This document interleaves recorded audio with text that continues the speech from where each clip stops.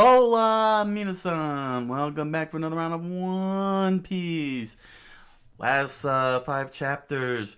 Koza got shot, and the crocodile, Sir Crocodile is looking for something that the king has. There's a ticking time bomb that's gonna kill everybody, and Luffy returned for the big fight. So, yeah. I'm not gonna waste too much time. So comment, like, subscribe, follow. You know you want to, and make sure to hit that notification bell. So let's get reading, everybody. One Piece by H. Oda, chapter 201. Nico Robin. The blood splurted out of Sir Crocodile's teeth. Luffy's vein bulged out of his angry brow. His gushy water-like body flopped backwards as the sound of crash reverberated across the sky, and Sir Crocodile falls into the debris. As Luffy continued saying, "Boing, dude, boing," the debris laughed at Crocodile. Ooh. And Luffy wiped a piece of his mouth out. "How's that, croc fool?" And there Sir Crocodile lay amongst the debris, unmoving. And the king said, "Incredible." And then he freaked out as he saw Robin rip the spikes off with her gum gum fruit ability, her double fruit ability.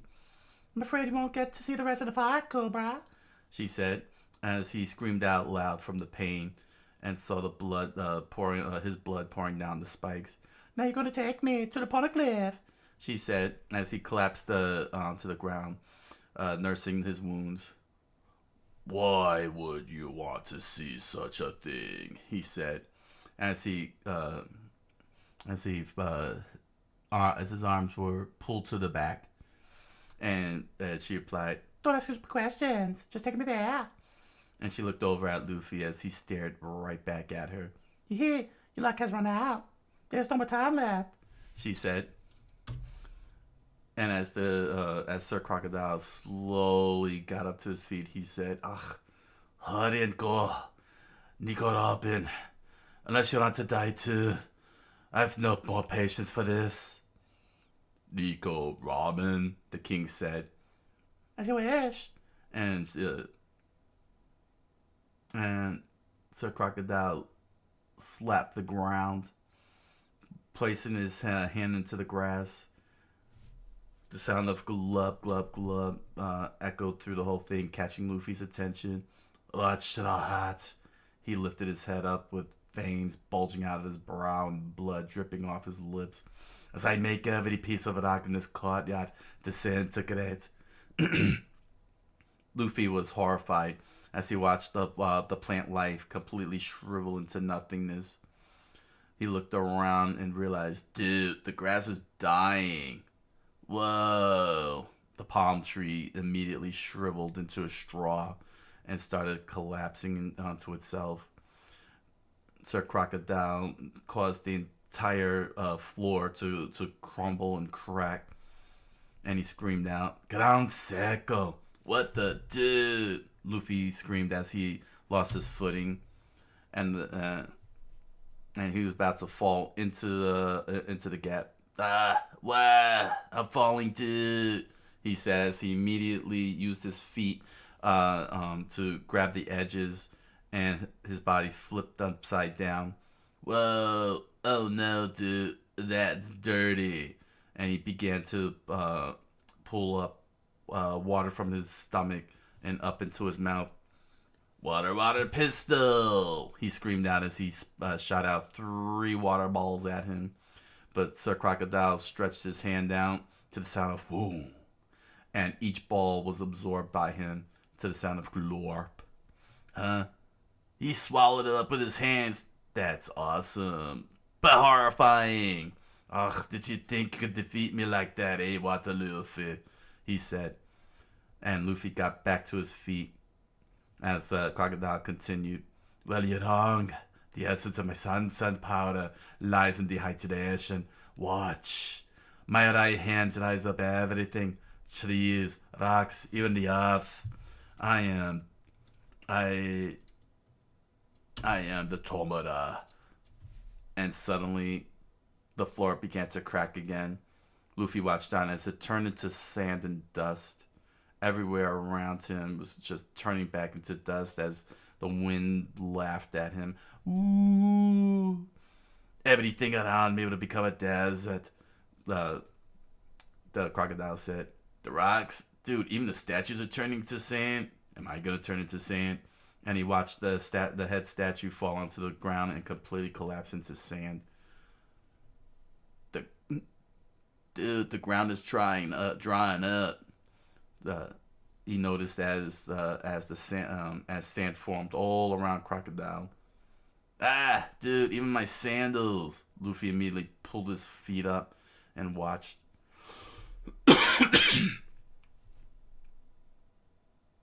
Everything that this palm falls upon, shrivels up and dies. So Crocodile said, "Ah, dude, ground death!" He screamed out as sand kicked up into the air and everything collapsed into grains. The whole entire roof, the castle even, was slowly collapsing. And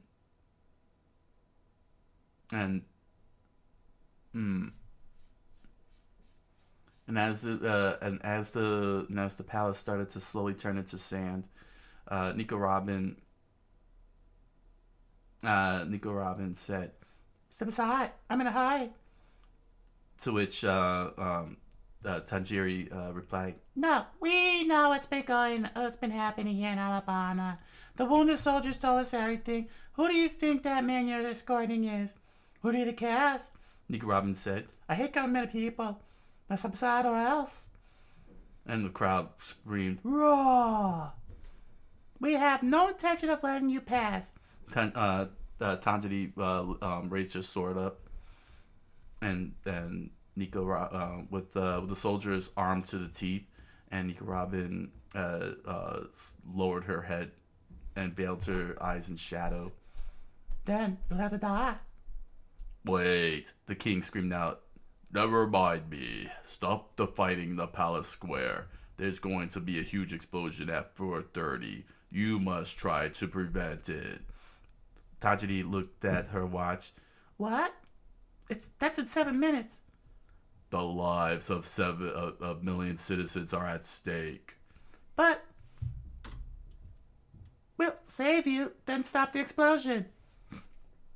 "Wait, this woman is..." And Tanjiro, like an idiot, doesn't listen to the whole situation and looking at the big picture, and screams out, "Taking!" And Nico Robin screams out, "Get out of my way!" "Gentafleur!" What? And suddenly, every single arm popped out of everybody's body and started punching them and pushing out blood and put them in strangleholds. "Strangle!" she screamed out. "Huh! The devil fruit power!" Tanjiro said. "I told you, I was in a hurry. You do well not to make me angry." "Sergeant, that woman, she's Nico Robin, I'm sure of it," the soldier said, catching Tanjiro's attention. "Huh, Captain Smoker told me to find the wanted poster of her."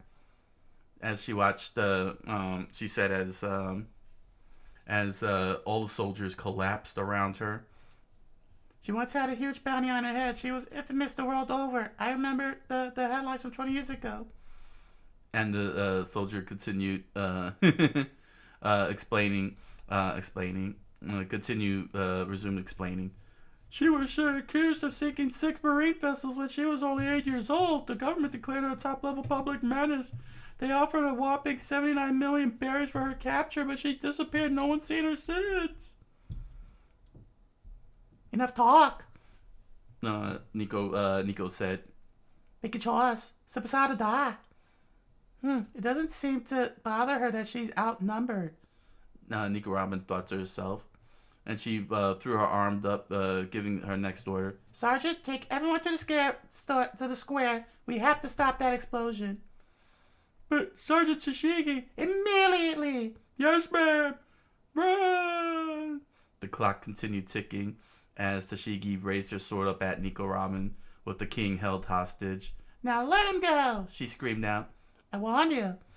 Nico Ramen raised her arms up and a pair of hands shot out of Nico's body, grabbed the sword and aimed it at her throat and pulled her neck back, muffling her voice, her mouth.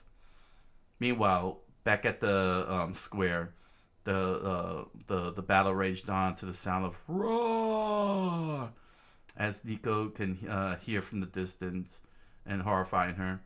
The battle continued as more people were getting shot and killed and beaten, and murdered and pillaged and all kinds of things, maimed and neutered. Who knows what else? And Tashigi's glasses fell to the ground. Meanwhile, back at the top of the palace, Luffy held onto the ledge, still in his water form, sloshing about like a big balloon. The ground laughed at him. Ooh. And as he pulled himself up, he said, "That was close, dude. That guy's right hand is dangerous. I wonder how he does, how he jerks off with that. Probably all shriveled up and everything. But the lawn turned into a desert, more sand. I'm starting to understand how Anakin feels. Now, where'd he go?" And suddenly, standing right above him was Crocodile. "You're making me waste time, my energy, everything, boy." And he immediately grabbed Luffy by the neck, preventing him from, as Luffy one more time sucks up the water and shot a couple of balloons. But Crocodile dodged with no problem at all. "You missed, boy." And that's when he used his power, full Tomura, and shriveled him up into a raisin. "Crap, once again, boy," he said as Luffy's as Luffy shriveled up into a raisin and his eyes rolled back. "You lose, Straw Hat." And he held Luffy's raisined up beef jerky like body wafting in the wind, flapping in the wind like a flag. To be continued. One Piece by Eiichiro Oda. One Piece by Eiichiro Oda, Chapter 202, The Royal Mausoleum.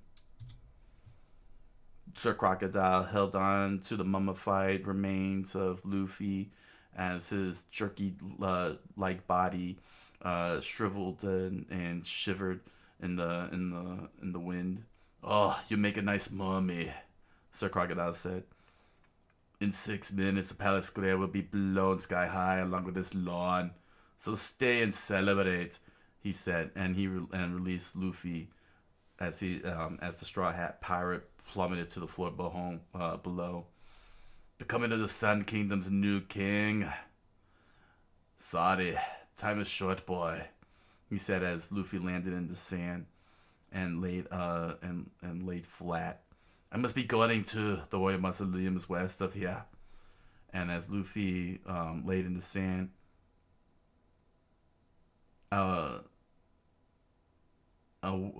okay. Sir Crocodile turned into sand and disappeared like dust in the wind. Luffy, in his flashback, remembered shooting out a couple of water balls right past him. He dodged and missed and smirked, and he boasted, "You missed, boy." But did he really miss? No. For Luffy watched in the sky the three water balls that he launched into the air started falling back like raindrops, and it landed right onto his body. He took a large gulp of some of that water and was rehydrated. "Ah, dude, phew, I thought I was a goner that time." Luffy crossed his legs and sat up. "Lousy Croc, he's gone." I saw him go off that way. He looked in the direction of some nearby buildings. Grr. You won't get away from me, Croc. Luffy brow bulged out a vein. Meanwhile, to the west of the palace, the royal mausoleum, tomb of the royal family. As the battle continued on and the roaring echoed through the sky, roar! Nico Robin stood before the entrance with the king. Secret stairway. The poneglyph is down there, deep inside. Few people know of its existence, the king said. Tentacles of the cruel world are far reaching. You may be the king of a member nation of the world government, but don't think you know everything. You can read the poneglyph? The king asked. Yes, that's why Crocodile teamed up with me. That's why he can't kill me. Don't blame yourself. There's no way you could have known there was someone who could read the writings, she said as she walked down very slowly, using the wall to keep her from falling over. She looked back up at the king as he followed her. Your poneglyph here reveals the location of Pluton, doesn't it? I wouldn't know.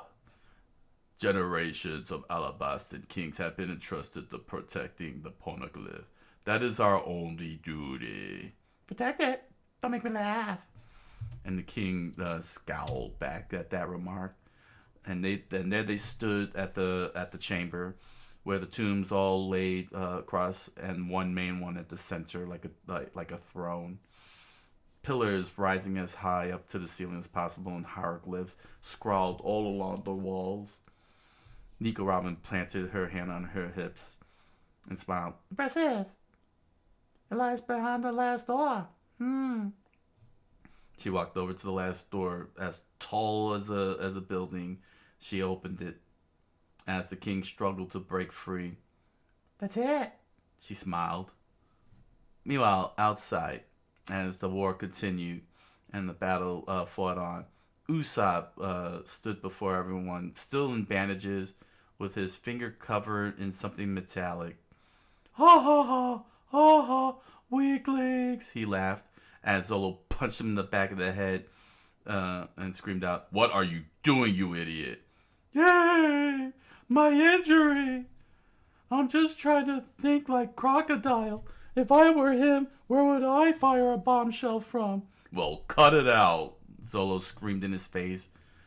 And look, we have only 5 minutes left.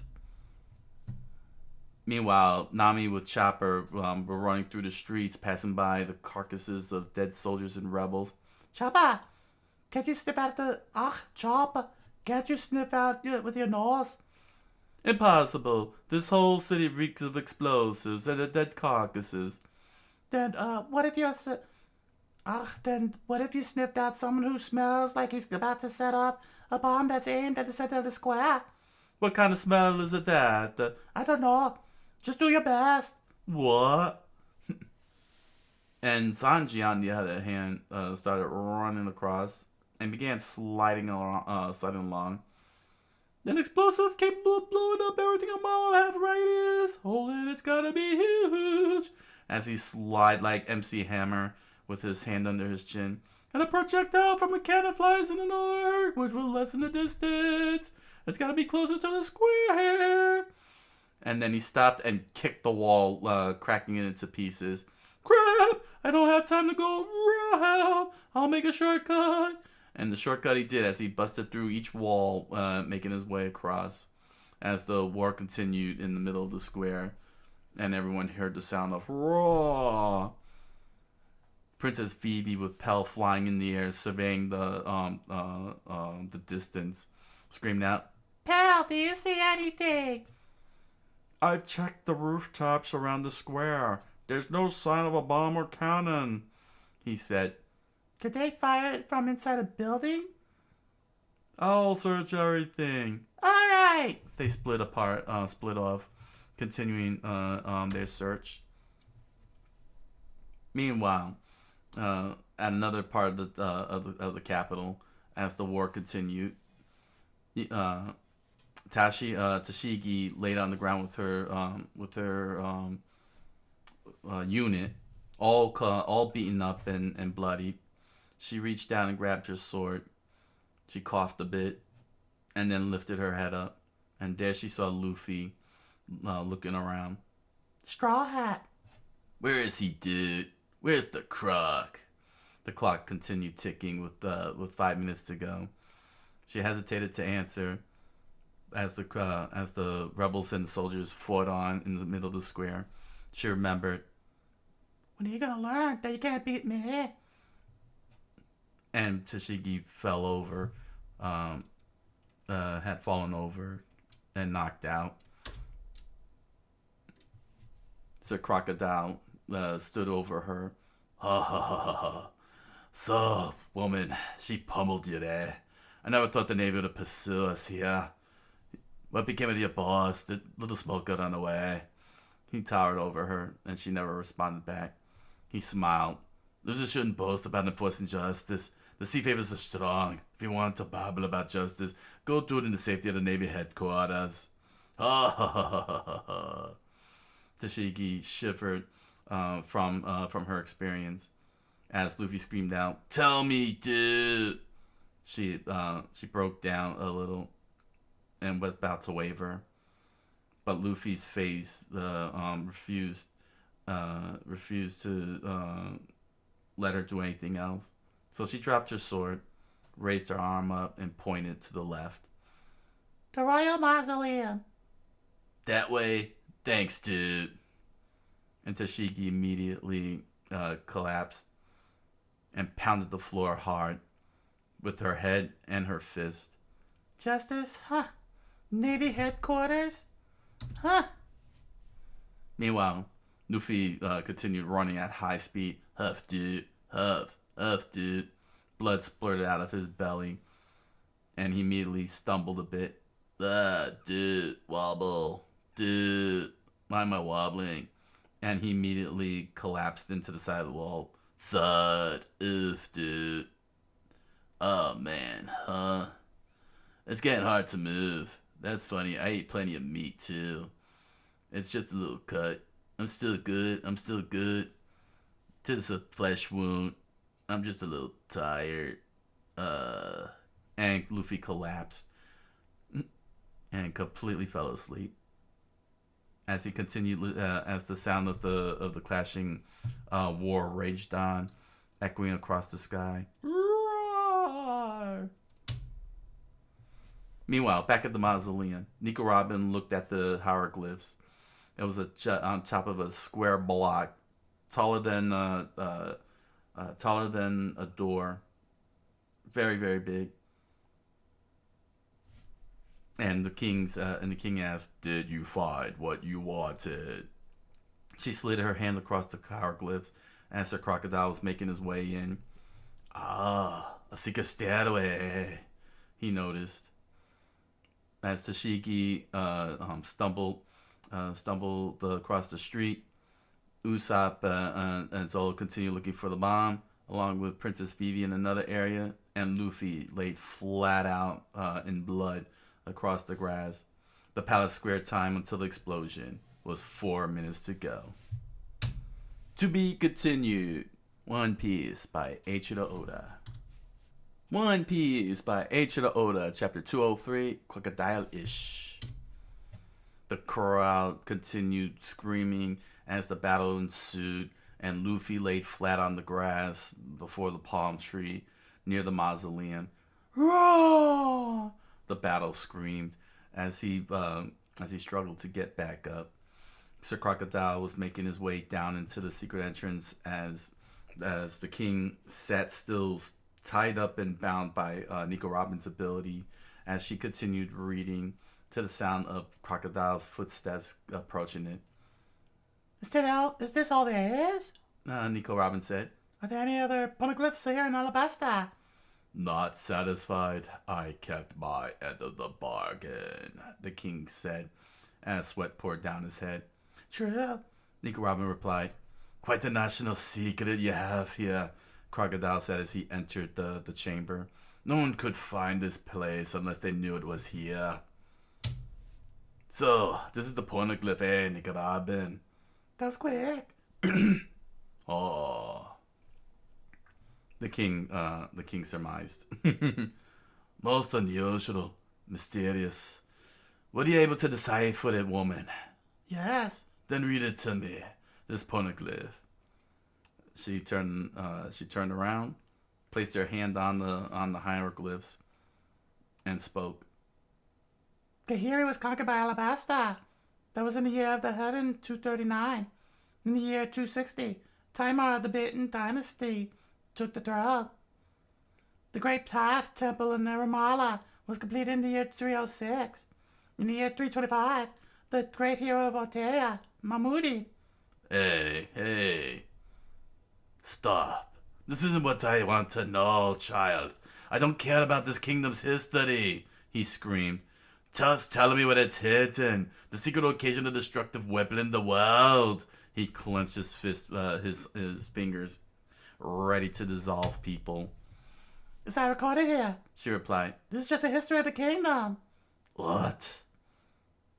He stood frozen in shock as Nico Robin planted her hand on the poneglyph and continued. There's no mention at all of the Pluton. And Crocodile lowered his head. I see. How unfortunate. You were an excellent partner. His eyes shifted in her direction. But I'm going to kill you now. What? The king was horrified at what he heard. The deal we made 40 years ago has come to an end. You're the one who came to me, saying if I brought you to the poneglyph, you in turn would give me the information about the Pluton. He approached her very slowly, with his hook raised at her. During the 4 years you worked for Baroquax, you showed remarkable intelligence and leadership. That was good enough for me, I will say this. You were an extremely valuable woman. Nico didn't know what to say. However, you failed me to fulfill your end of the agreement, and he swung his hook right into her face. The Alabastan poneglyph reveals nothing about the Pluton. And as her hat flew into the air, Sir Crocodile towered over her. But I feel no anger towards you. Do you want to know why, Nico Robin? Fool. I was your partner for 4 years. Did you think I would anticipate what you'd do? She immediately pulled out a bottle of liquid. Water, huh? He immediately dodged as she flicked the vial at him, and her hand jutted out of his shoulder and clutched it. If water splashed on you, then this knife can cut you. She came in charging at him with the knife, sharp enough to slice him.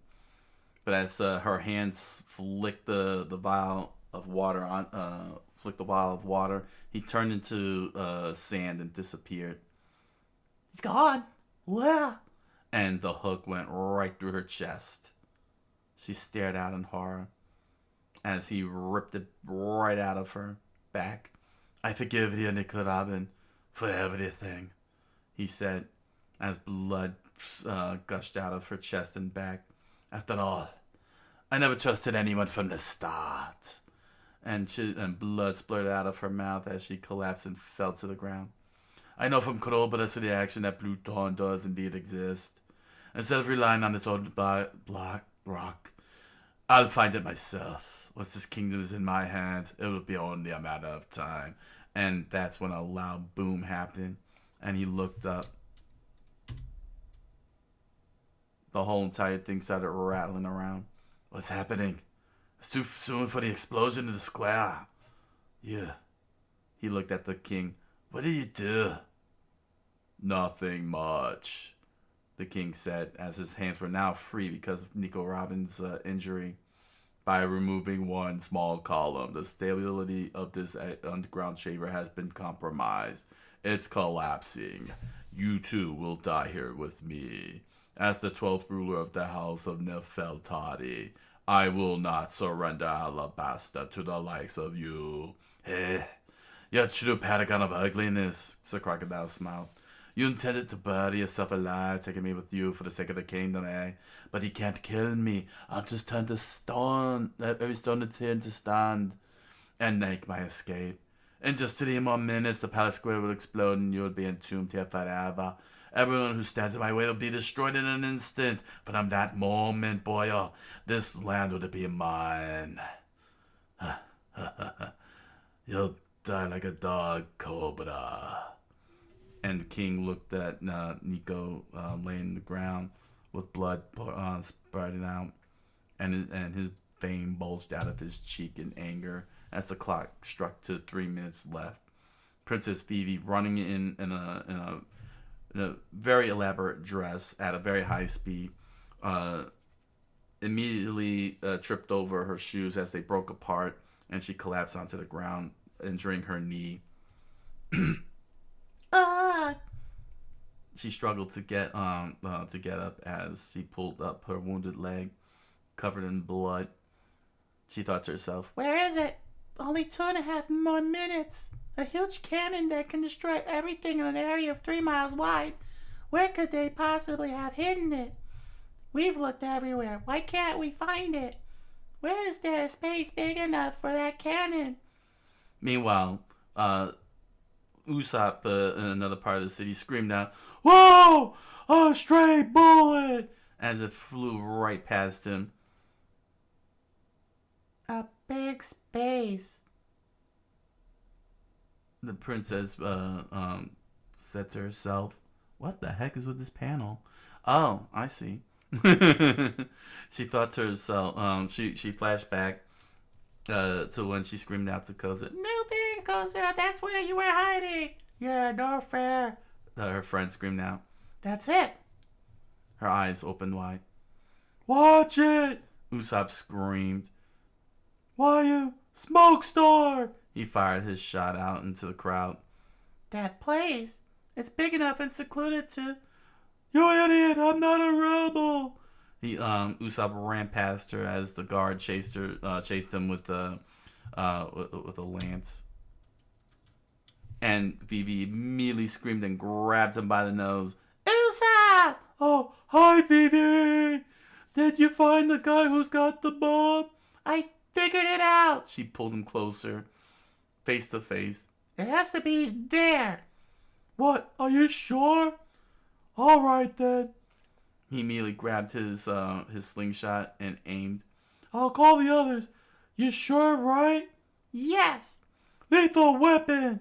Red Serpent Star!" He fired it up into the air, and it flew so far up that the winds laughed.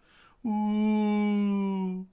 As the fighting between the rebels and soldiers continued, the Serpent Star reached high above the palace spire to the sound of "Ooh!"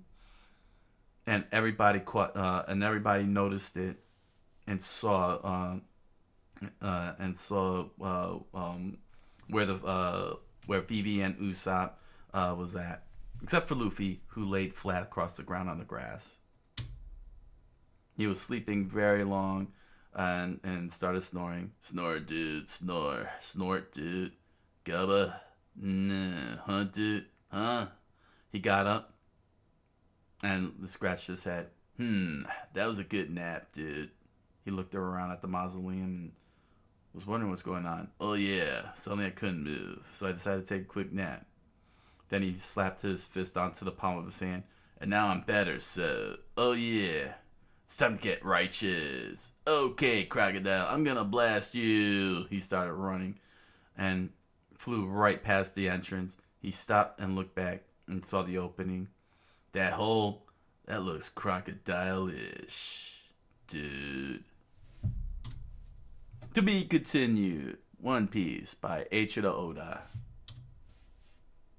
One Piece by Eiichiro Oda, Chapter 204, Red. As the columns begin to collapse all over the place in the chamber, Luffy made his way down the stairs with a bloody leg. One of the giant blocks landed right next to him, and he jumped to the side. "Whoa, dude! What's going on here?" He started leaping off every single platform that was falling all over the place, and dust and sand pluming upwards. The roof is caving in. Meanwhile, outside, the flare that Usopp shot laughed at the whole entire palace grounds. Ooh. And he asked Vivi, "Are you sure that's the place?" "It has to be." "Hold on, I'll leave a note here for the others." "I'm going on ahead, Usopp." "Wait, Vivi, wait, hurry!" As the clock continued ticking, the Billions surrounded Vivi and held her at knife point and gun point. "Ooh, this is the princess. We found her. Aha! Thanks for leaving that note." "Oh, it's the Baroque works." "Oh!" Usopp screamed. "I tipped off the enemy." Meanwhile, Solo's running right for the stairs to where the flare was shot up. "That's Usopp's signal. When did the palace get so far away?" It's close by," Sanji said as he ran fast, and Nami riding on Chopper's back in his deer form. I wonder if she found the bomber. She must have hurried. She must have a hurry. Usopp! Noise! Usopp held the chalkboard up and slid his sharp nails, creating a loud squeak. Everyone within the area, including Vivi, screamed out loud, "Ah, noise! Now's our chance, Vivi!" He grabbed the princess and led her away. Right. They're getting away. Hurry! The Billions began chasing after them. Meanwhile, in the chamber, with more debris falling down, Luffy found Crocodile. Huff, dude, huff, dude. And Crocodile was pissed off. Ugh, yeah. Found you, Croc. Why don't you die, you little cockroach? I keep killing you and killing you, yet you keep coming back for the more. Hey, Straw Hat. Why have you come back? The king asked, as Nico Robin's hands twitched, and she looked up. Straw Hat, she said, struggling to move with the pool, with her blood pooling, forming a pool around her. Crocodile screamed out, "How many times must I kill you, boy? You haven't given back that thing you stole, dude." "What thing I stole? Money, honor, trust, life, or the hand? Which one do you want me to give back? I've stolen so many things. I am a pirate. The kingdom, dude." "Oh, the kingdom, you say? Such funny things. I'm about to take over the kingdom now, once I become the ruler of this land. When we set foot on this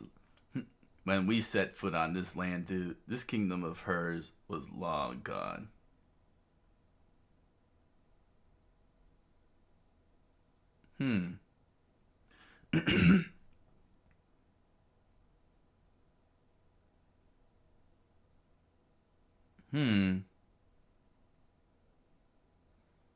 Is that I'm kind of now I'm thrown off. Is that Luffy saying that?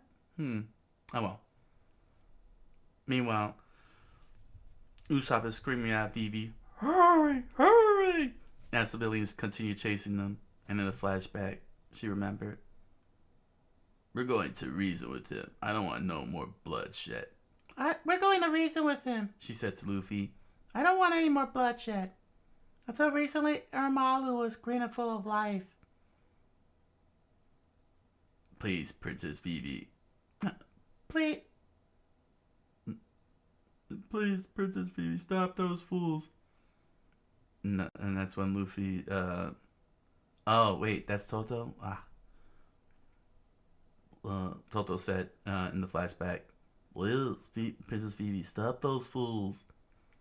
"Dude, if this really were her kingdom," Luffy says, the flashback continued. "What's so wrong about not wanting anyone to die?" she cried in the flashback, and that pissed Luffy off. And that's when he charged right at Crocodile with fists raised. "She would be laughing a lot more." Sir Crocodile flinched as Luffy picked up more speed and pulled his leg back. Fool, Sir Crocodile said. You don't even have any water with you. What could you possibly? And the kick struck him across the face, and blood splurted out of his nose and mouth. He flew back and crashed into the ground. Luffy landed on his feet as Sir Crocodile stared up at the ceiling. He lifted his head up and looked at him. Ugh, impossible, he thought to himself. He has no water. How is he able to kick me?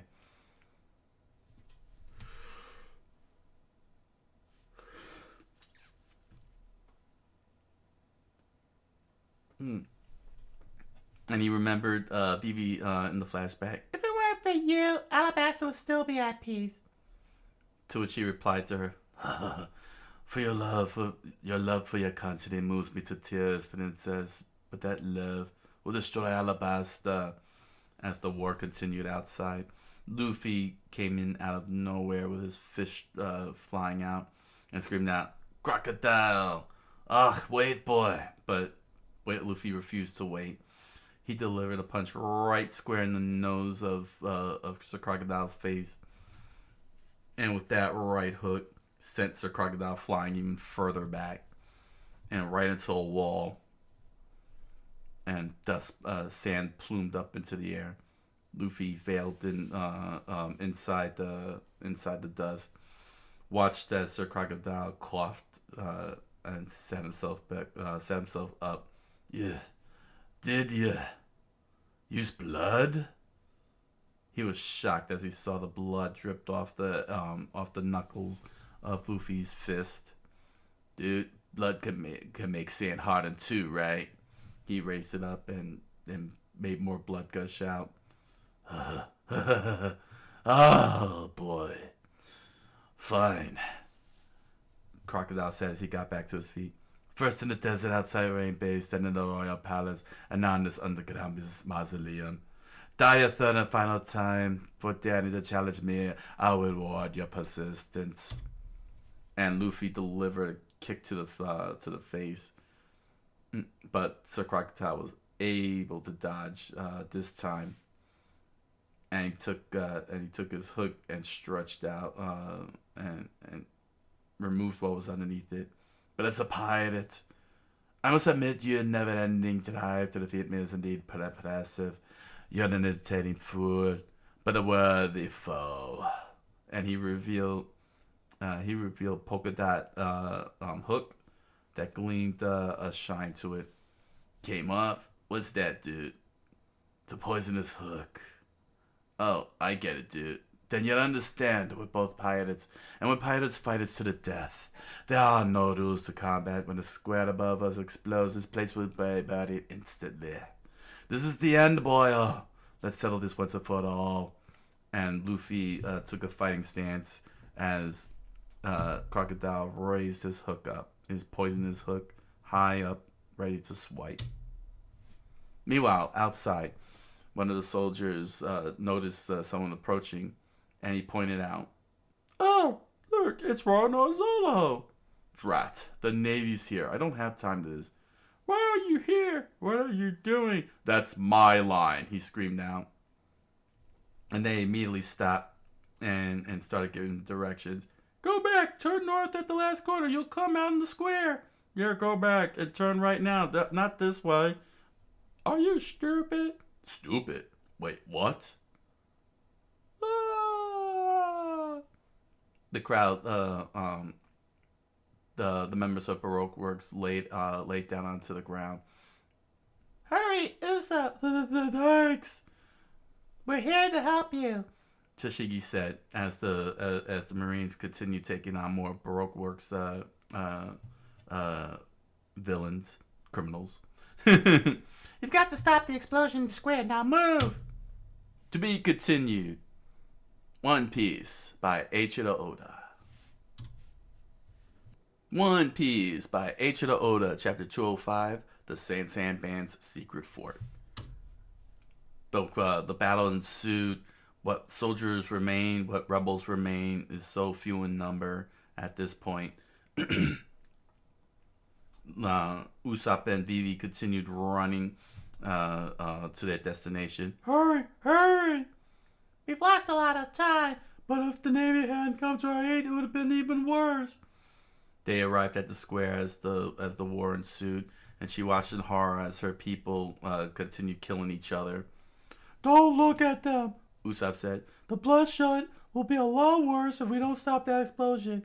She fought to keep tears from pouring out of her eyes. I know. Praying won't save your people, he screamed out. 2 minutes from now, we'll either be dead or we'll have won. We still have 90 seconds left. Right. We're all with you, Vivi. Right. Ah, there they are, Nami screamed out as she rode Chopper into the square and saw Vivi and Usopp in the distance. Vivi, Usopp. Oh. Nami, Chopper.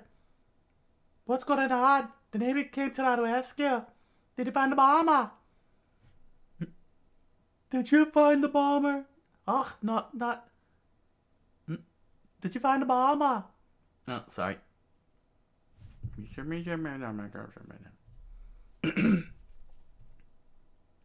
Nami and Chopper approached them in their meetup. Nami, Chopper, Vivi said. Oh, what's going on? The Navy came to our rescue. Chopper spoke. Did you find the bomb? Not yet, Vivi replied. But no, I know I'm right. They must have calculated all this dust and smoke into their plan. So it has to be a place they could still take aim from. A big palace that isn't visible from the sky. She remembered in her flashback. Look,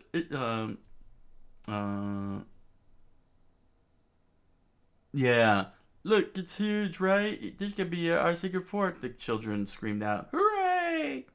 I can't think of anywhere else it could be. It was right under our nose this whole time. The bomber has to be in the clock tower. She pointed at the clock tower.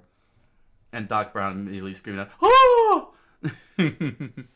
as Martin McFly was preparing to ride the DeLorean. What?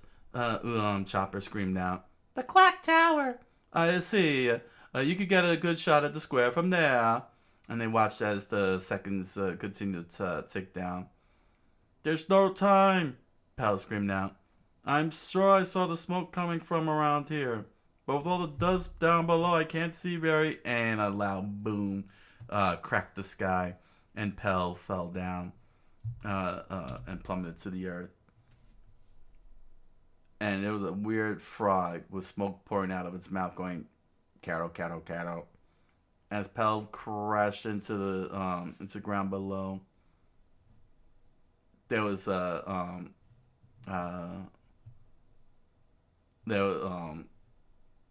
shooter spoke. I just shot down a great big bird with my ribbit gun. Hey hey hey.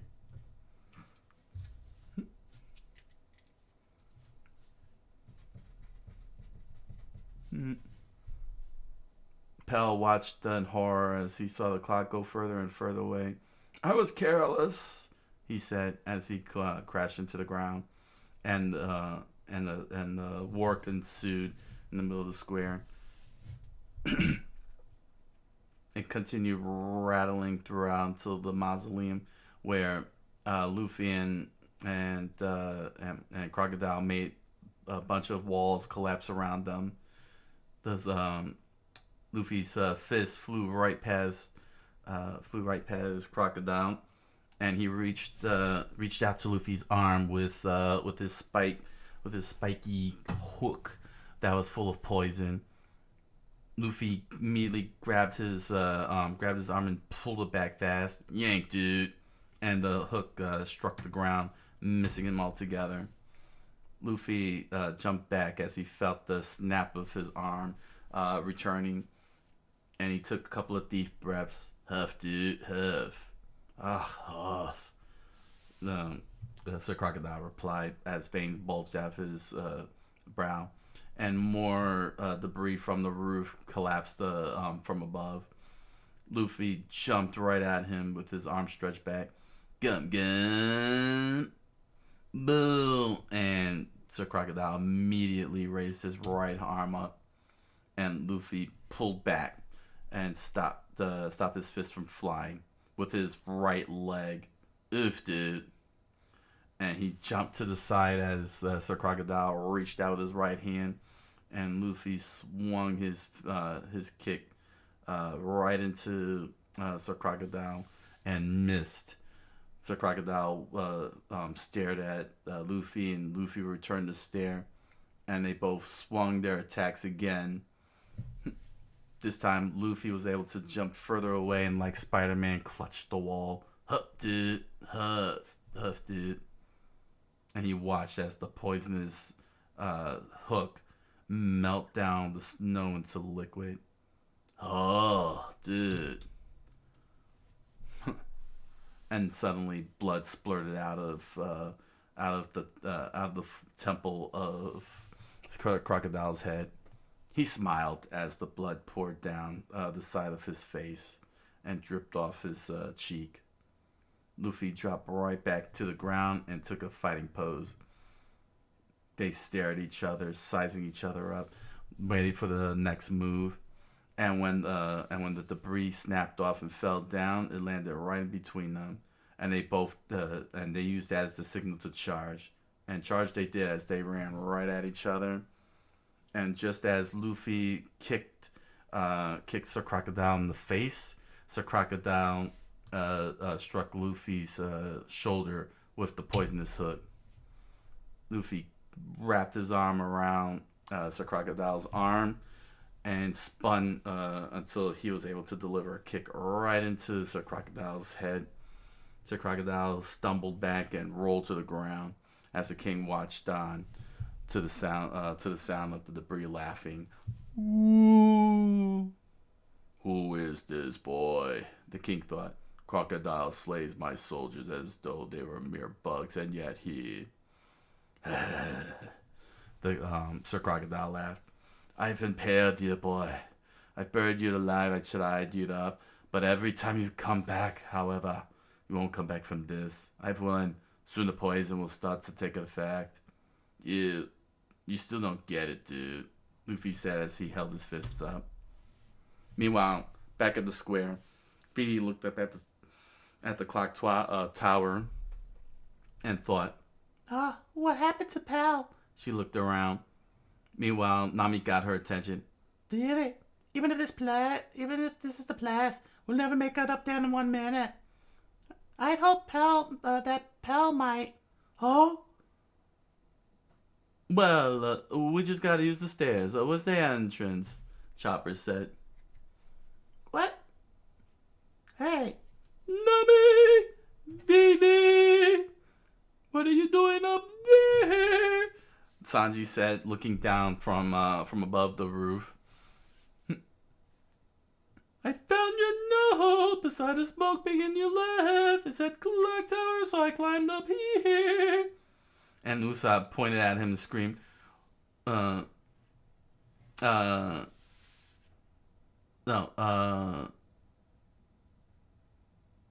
oh, dang.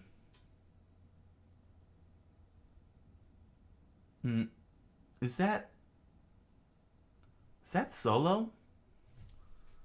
Oh crap! I'm really losing track of who's who here because everybody's all tiny dots.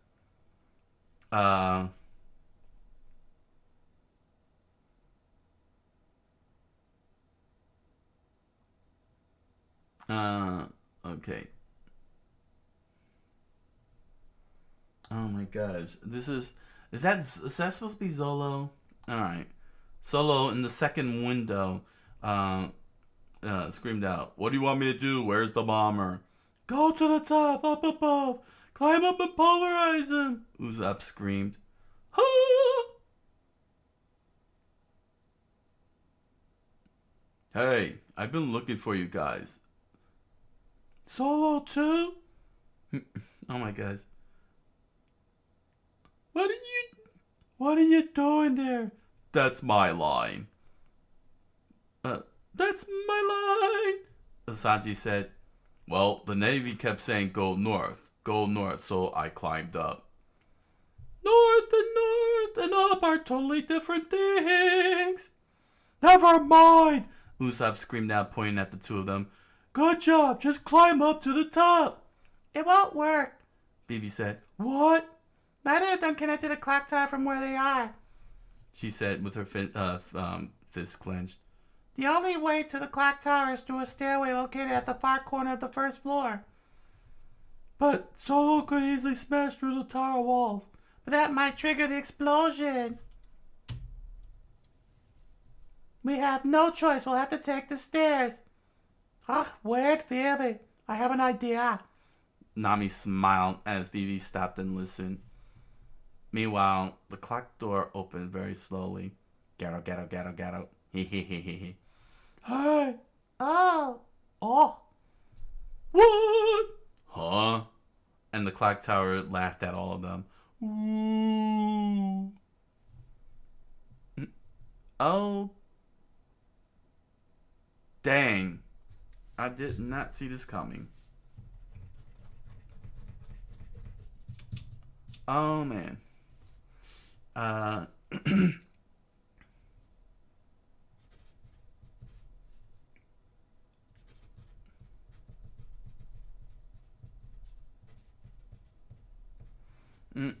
Wow. Standing at the top of the tower were two members of Baroque Works.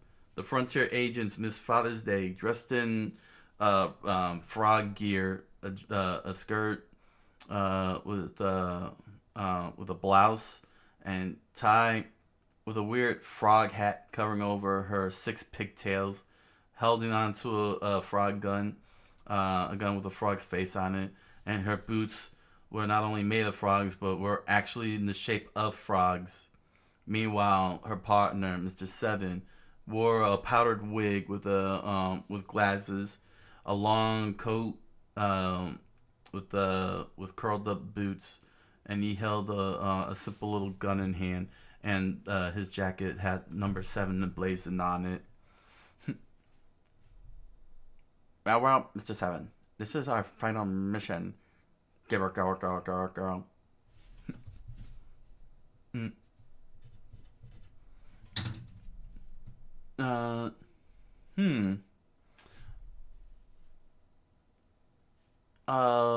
What would his voice be?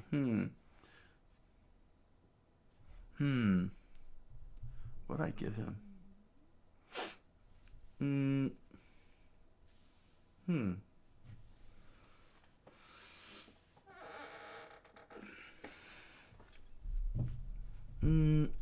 Too bad. If I could do Jake the dog, that would have been funny.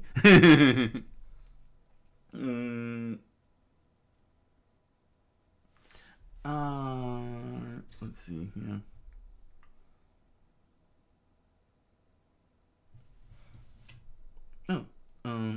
According to my calculations. Yeah, okay. You know what? Screw it. I'll give him the British. According to my calculations, there's just 30 seconds to go. Who are they? Mr. Seven! To be continued.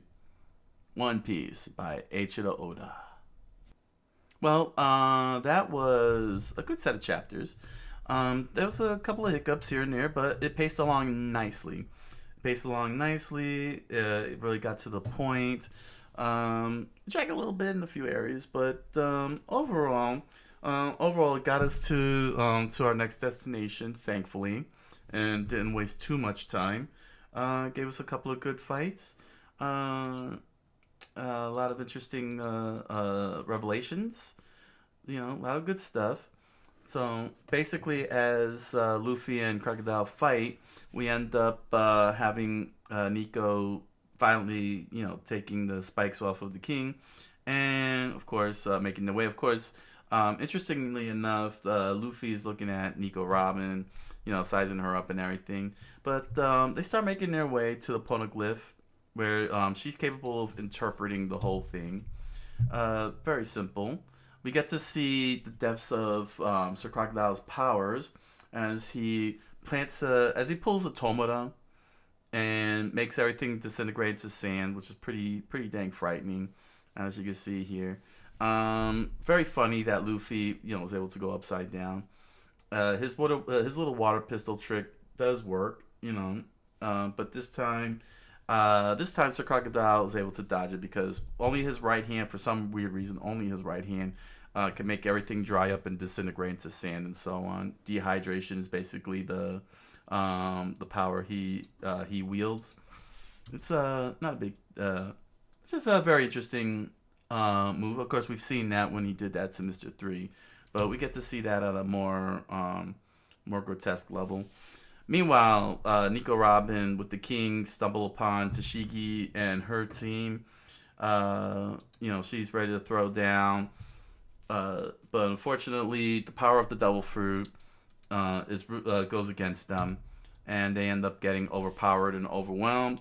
Of course, Tashigi, doesn't seem to read the room. The King, I know her job is, is to save the King, but when he's telling you that there's going to be a huge explosion, everybody's going to die, and he means everybody, including them, you don't have time really to waste dealing with this situation here. As he said, millions of citizens are at stake, and she wants to have a shonen fight with Nico Robin.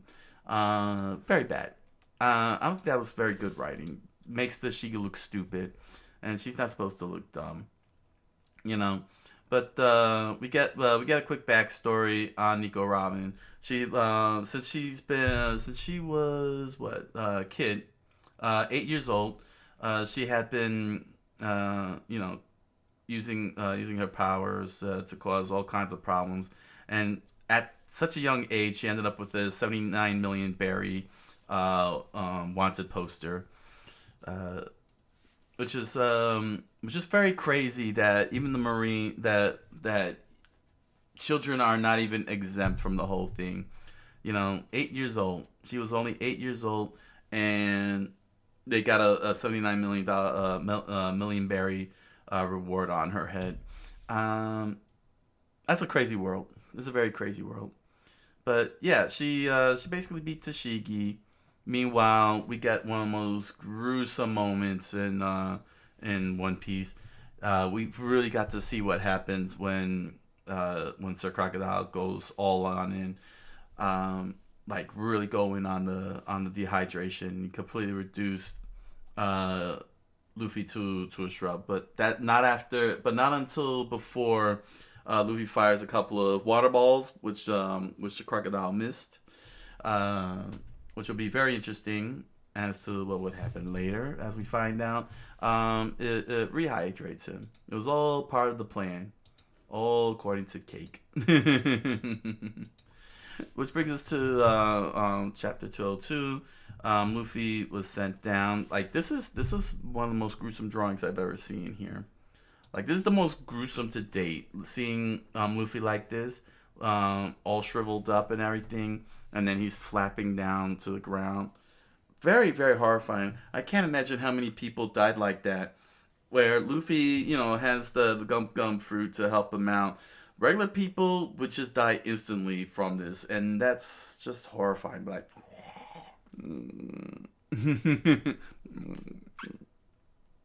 I can't do it. Be like, sorry, I can't shrivel up. But yeah, that was actually pretty good art. And the water, of course, that he spat up fell back down and helped him out. Nico and the King made it to the mausoleum. The Straw Hat Pirates decided to continuing searching for the bomber. Leave it to Sanji to be all like this, sliding by. So silly. It's so ridiculous. It's very ridiculous. It's hilarious. But Vivi was putting everything together. Again, the flashbacks, it could be very intrusive at times. Nico, Now that Luffy, of course, is looking for Crocodile, runs across Tashigi. He asks her where she is, um, and finally, in a moment of character development, she gave up. She was like ready again. Her whole entire shtick is I got to, what I see before me, I have to stop it, but doesn't look at the big picture. And she finally snapped out of it. Stop looking at the stop being narrow-minded, looking and start looking at the big picture. And she dropped her sword and told Luffy where Crocodile is.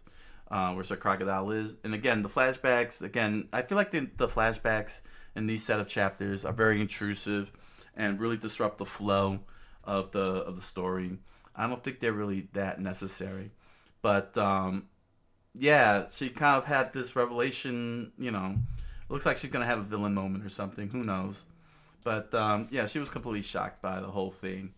And of course, Luffy did get injured and he's losing blood. He collapses, takes a power nap, and of course, Nico Robin is reading the block. She finds it. She's reading it. Until Crocodile finds the secret passageway, and everybody's ready to converge. That's a pretty big block. I like how the texts are all scrawled on there, even though it's not very prominent until you get to get a close up of it. But yeah, it really gives a nice size, scale, and scope of how important this poneglyph is.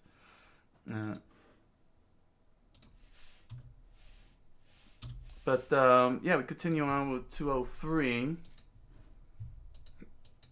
Over in 203, Luffy's still laid out, and yeah, she was able to read it, which of course the king tried to negotiate. So Crocodile showed up. He asked what it is, and we find out, some some interesting tidbits of history. Taimar of the Betain dynasty took the throne. The great hero Altea of Altea, Mamudin, Toph Temple in Aramalu was completed in the year 306. Those are some interesting little things. It helps with the world build and everything. Really gives it's always good when you get to be able to do things like that in writing. Saying throw in that little history, add to the world lore, and make it bigger. But of course, Sir Crocodile is not interested. He just wants the weapon, and she couldn't provide it because it's not in there. And of course, he feels that she outlived her usefulness and decided to attack her. He decided to attack her, oddly enough, and he was able to shank her in the back. A very gruesome moment, as you can see here.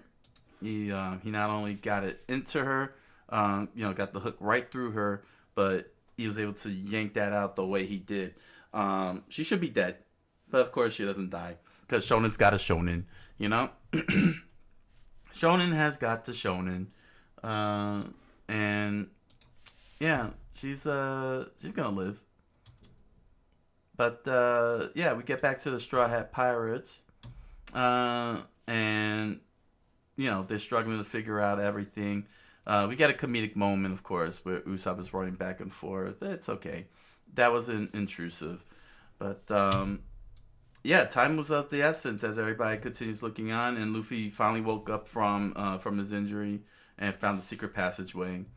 Of course, because of the title being Crocodile-ish, that's pretty lame. It's like you didn't.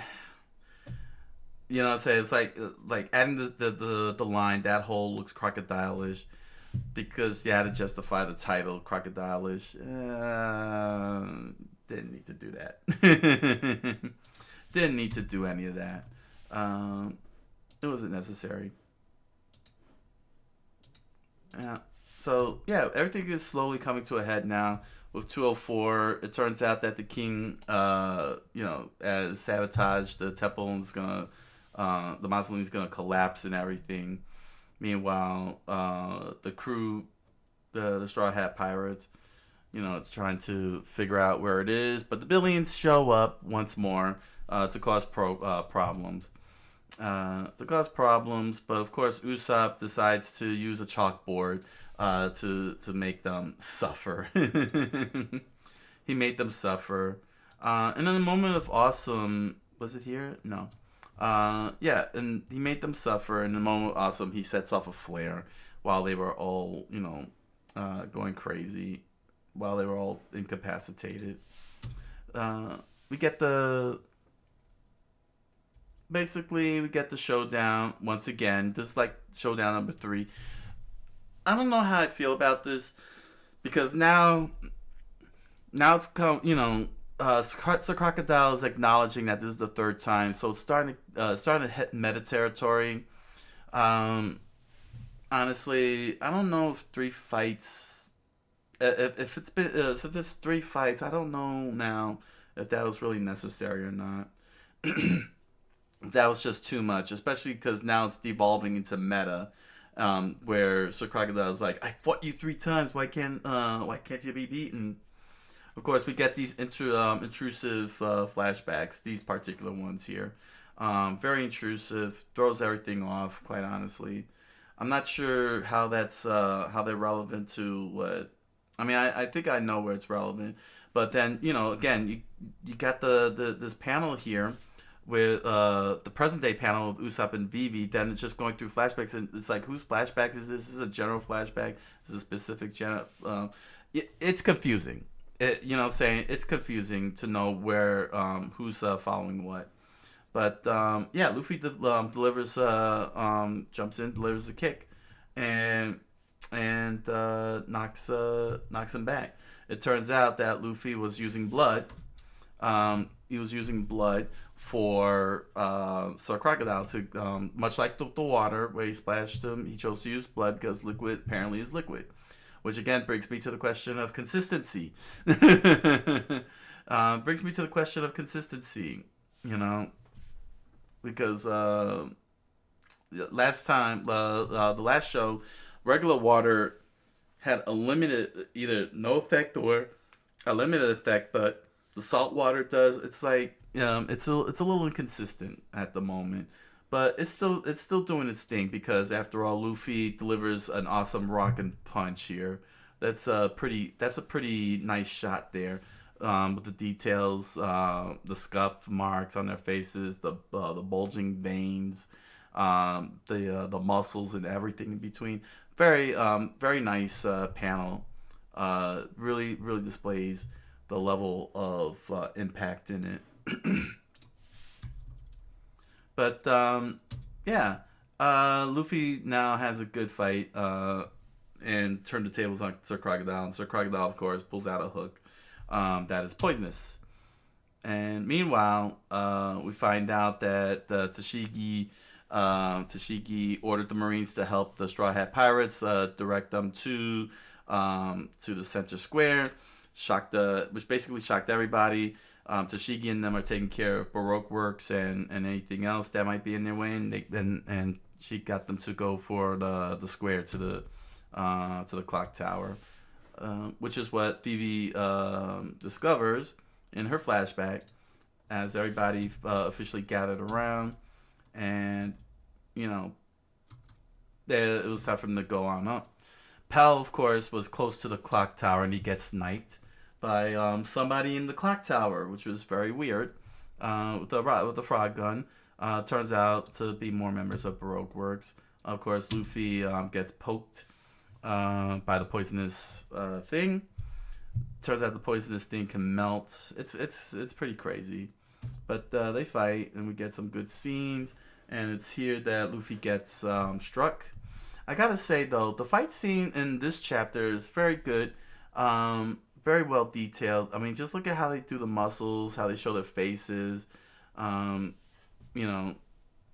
doesn't feel lost or anything. Nothing is disrupting this whole fight, and it's really good. I like that. I actually do like the execution going on here. It's pretty impressive. It's pretty good.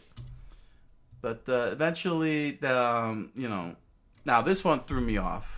Most definitely, because it wasn't very clear who's who. because once Sanji establishes that he's up on the roof, somebody else pops up, and I guess I threw myself off because apparently, yeah, because there was, yeah, that's the thing.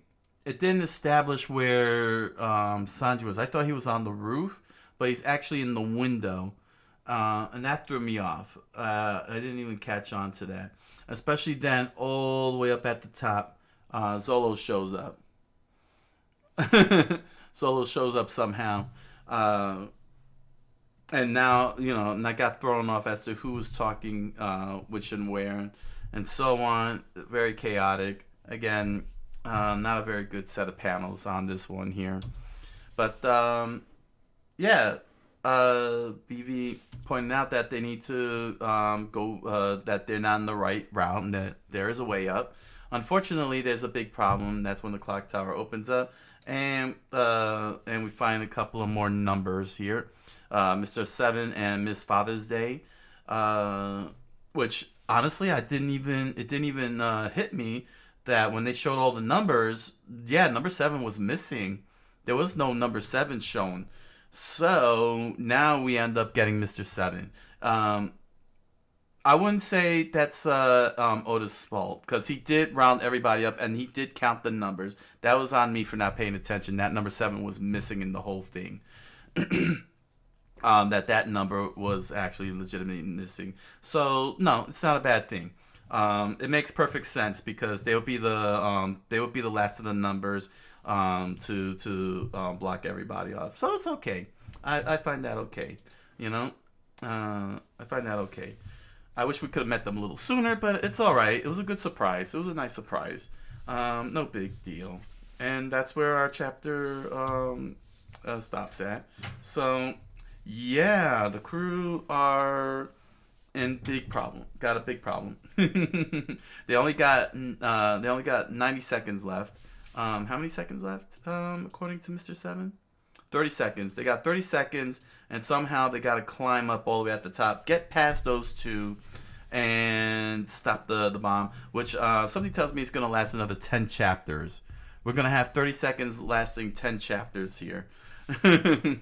Because from what I understand, the Alabaster arc ends in chapter 217, and I'm going into 206, which means that there's 10 more chapters of 30 seconds. So unless the explosion happens or turns into a dud, and then they shift the whole conflict over, it's gonna be very, very weird watching 30 seconds. It's like Dragon Ball Z, the Frieza fight. You got 1 minute, and then we spend like 20 episodes dealing with 1 minute before Planet Namek explodes. But it's okay. There was, like I said, there were a few hiccups here and there, but the pacing of the fight moved along. Everything moved along, basically, and paced along nicely, and that's pretty good. So, yeah. We're good. So, head on over to Amazon.com and BarnesandNoble.com and grab yourself a copy of The Impossible Man, a strange fantasy novel written by me. You'll find links to the book down below in the description, along with links to other merch, such as pins, stickers, t-shirts, music. Please enjoy the products. Thank you for your patronage. And thanks to those who purchased The Impossible Man and make lore videos on YouTube. I look forward to seeing those fan videos and such. And also, you could join me on my live multi-stream on Twitch and Kick every Monday through Thursday, 10 o'clock p.m. Eastern Standard Time. I look forward to hanging out with you. So, until the next set of chapters of One Piece, thank you all for joining me, and I wish you all a good night. Buenas noches, and oyasuminasai.